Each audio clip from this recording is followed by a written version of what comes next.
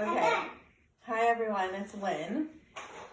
Sorry it's taken me so long to get this video out to everyone, but this is going to be a quick video on just how to do hips and psoas. I'm going to find my foam roller and then I'll show you the rest of the legs. But the first thing we discussed was psoas and your quads really being a big contributor to lower back pain. And so psoas, I mentioned, inserts right here, L1 through 5, on the front of the spine. So it's behind your abdominal wall. It starts on the transverse processes here of the spine, and it comes and wraps around and inserts on this lesser tubercle right here of our femur. So it will pop up just a little bit right here. This little bump right here on the front of the spine is going to be your ASIS. So you can actually palpate your ilium.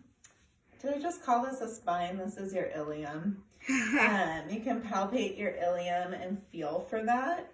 And that is where you're going to just relax into the ball while you're face down on the ground. So I'll use Bob here. So if we're face down on the ground, and then here's your ASIS, the ball is going to rest right here. And you are going to relax down onto this ball, taking some deep breaths. And eventually, as you relax, you'll start to feel the muscle. You can engage the muscle by lengthening your leg, and then you can engage it by stretching out the arm upwards. So doing both at the same time will really stretch that. The one thing that we do know about psoas from cadaver studies is that the fascia will actually reach up all the way into the diaphragm, which sits up here. So that's why stretching out the arm, Bob's not moving on this side, stretching out the arm and the leg is ideal. Okay? So thank you, Miss Lillian. Keep filming, don't worry, don't stop. I won't. The next part that we're gonna do is gonna be for our glutes and our hips. And so this ball all through here will be really, really useful, and we will be laying on our side and we'll be doing different movements with the ball here. So this is gonna hit TFL and that whole IT band coming down.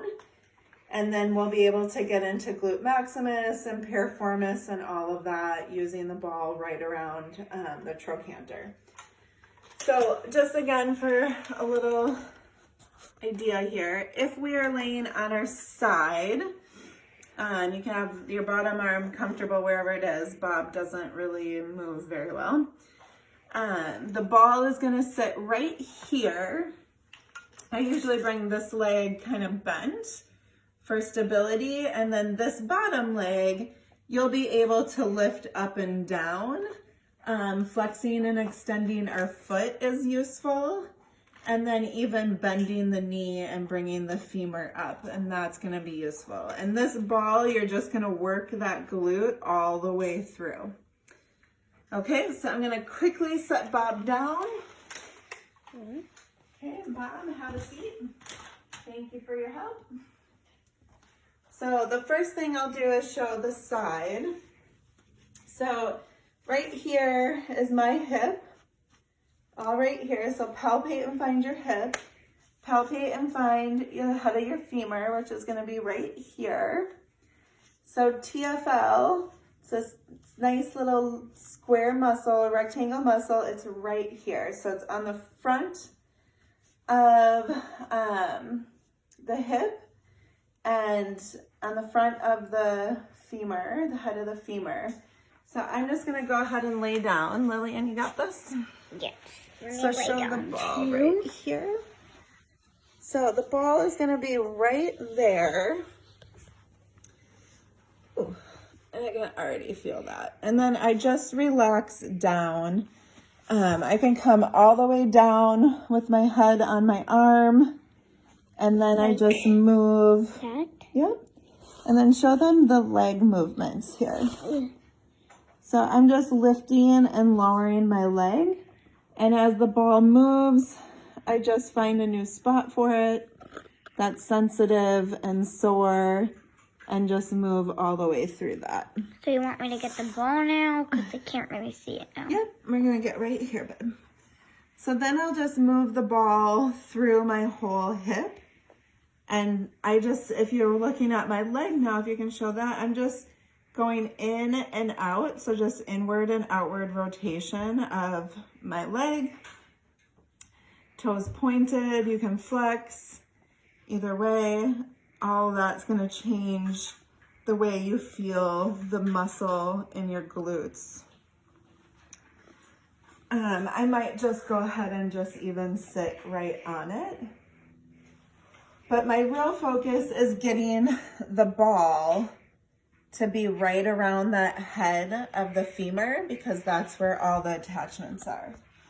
Whew, so that's my outward rotators where I am. Can you see that, babe? Yep.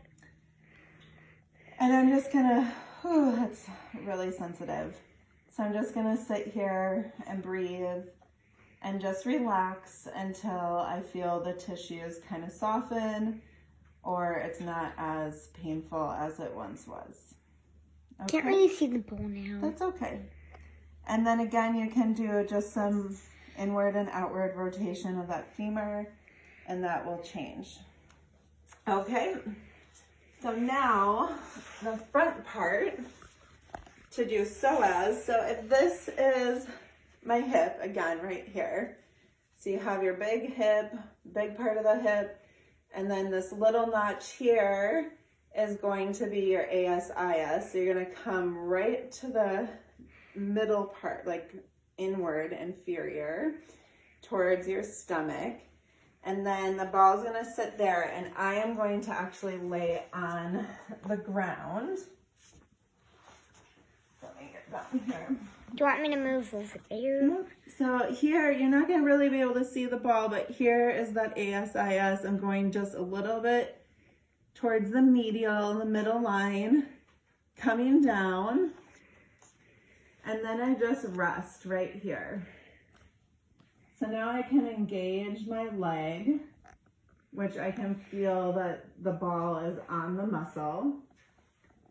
And then I just lie down and just let the muscle and the ball just kind of sit and relax. And then I'll engage both my arm and my leg. And now I can really feel psoas. And for me on this side, I can feel it coming all the way into my upper ribs. And I can definitely feel it into this lower back area. So all of these two things should keep you pretty busy. So get working on those. And then I will be back once I find my foam roller. I know it's in this house and I'm gonna find it today and I will get back to you, okay? Thank you.